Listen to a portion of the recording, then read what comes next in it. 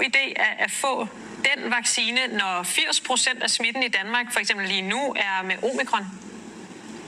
Jamen, det er fordi, den stadig giver beskyttelse, så hvor vi havde 80-90% beskyttelse over for de oprindelige varianter, så er vi måske nede på 50%, men det er stadigvæk noget bedre end 0.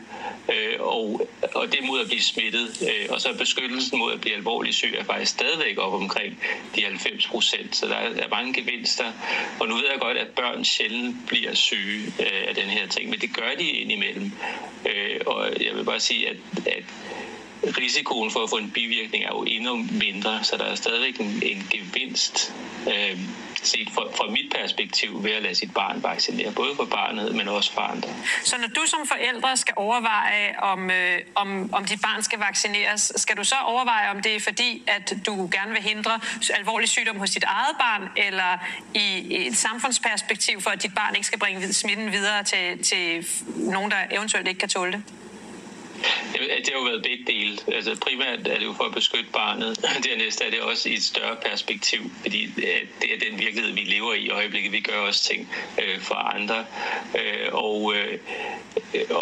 Og ikke overraskende, så er hele min familie på 5 vi jo vaccineret så mange gange, som vi overhovedet kunne blive indtil videre, fordi jeg kender til de meget gavnlige virkninger af vacciner, og mine børn, det er jo smittet af på dem, så de har stået i kø for at blive vaccineret nærmest.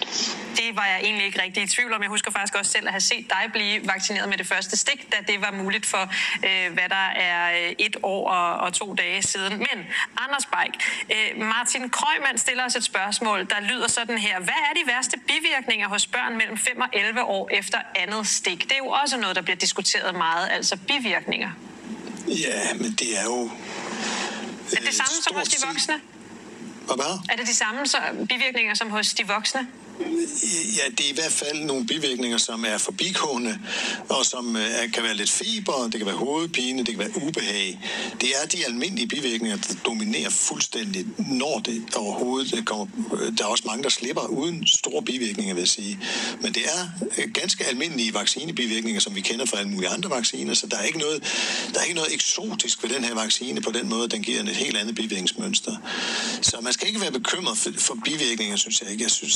Men jeg synes, man skal respektere, at forældrene har nogle overvejelser, som jeg synes, vi skal kvalificere hen ad vejen. Jeg synes ikke, vi skal lægge for meget pres på dem. Jeg synes, at de skal have lov til at tænke sig om og afveje det her med, hvor meget er det for mit barns skyld, og hvor meget er det for samfundets skyld. Og sådan er det jo i virkeligheden med alle vacciner. Nu har vi bare og det tror jeg også, at Brostrøm sagde i dag, vi har for børnevaccinationsprogrammet langt flere erfaringer, end vi har for den her vaccine, og selvfølgelig skal folk have lov til at tænke sig om. Så lad os her til slut i spørg om corona gå til noget andet, der kom frem på pressemødet, nemlig at mens den stigende omikron-smitte har udvandet noget af effekten ved det nuværende coronapas, så arbejder sundhedsmyndighederne nu på en opdateret version. Altså coronapasset giver stadigvæk rigtig god mening som et værktøj i vores epidemikontrol, som kan forebygge smitte. Og det er klart, at vi skal justere i coronapasset for fordi hvis det nu er flere måneder siden, man fik ny omikron-virkelighed. Og det kommer vi også til at gøre i det nye år, og det er selvfølgelig noget, vi kigger på. Udviklingen er gået hurtigt. Jeg tror også, jeg sagde det sidst, vi stod her, at det er klart, de kriterier, der ligger nu i det danske coronapas for, hvornår man har et grønt coronapas, det er jo nogen, vi har etableret med baggrund i en delta-virkelighed, for at sige det på den måde. Nu har omikron overtaget, så skal vi selvfølgelig tilpasse det til en ny omikron-virkelighed, og det kommer vi også til at gøre. Hvornår tror du, den tilpasning kommer? I det nye år. Jeg tror, rigtig mange svar i dag vil have den konklusion, at det kommer vi til at se på det nye år, som jo starter om et par dage.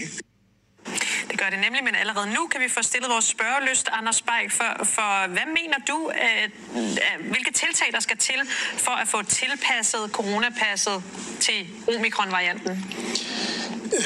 Jamen, jeg tror, vi skal nok vende os til, at vi skal supplere med noget testning, som ligesom for de lejligheder, hvor vi skal ud, altså hvor vi er nødt til at komme ud, for eksempel på en arbejdsplads. Eller når jeg træder ind her i TV2, så får jeg en hurtigtest, som kan dokumentere, at jeg i hvert fald med lavere sandsynlighed kan smitte nogle andre herinde, end før jeg gik ind og ikke var testet. Så på den måde kan vi sige, at hvis vi kombinerer passet med en nylig test, og det bliver altså nødt til at være en nylig test. Jeg tror, vi skal være meget mere specifikke med at bruge de her tests klogt, sådan så vi bruger det før anledninger, hvor vi er nødt til at være sammen.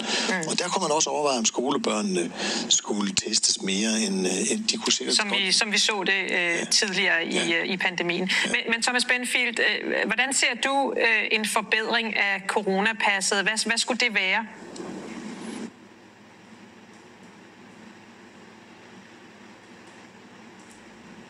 Jeg skal lige høre, om du kan høre mig, Thomas Benfield. Kan du høre mig spørge dig om en forbedring af coronapasset, hvad det skulle indeholde?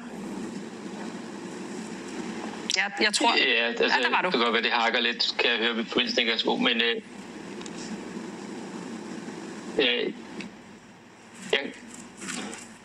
jeg ved ikke, om I kan høre mig. Jeg tror, det bliver svært at forbedre coronapasset. Jeg tror, vi bliver nødt til at tage til takke med, at det er, hvad det er. Og det er muligt, at de her kviktest kan afbøde noget af det, men de er jo ikke særlig gode. Så man skal ikke have sætte sin lid til det. Vi sætter ikke liden til det, men venter spændt på, hvad sundhedsmyndighederne så måtte finde på. Der kommer sikkert et pressemøde. Skulle vi ikke regne med det? Det var i hvert fald alt, hvad vi kunne nå i dagens udgave af Spørg om Corona. Tak til mine gæster, Thomas Benfield og Anders Bajk. Send endelig jeres spørgsmål til os på 1234@tv2.dk. Så kan vi nemlig lave endnu et program, og så kan vi sige på gensyn næste onsdag kl. 19:20.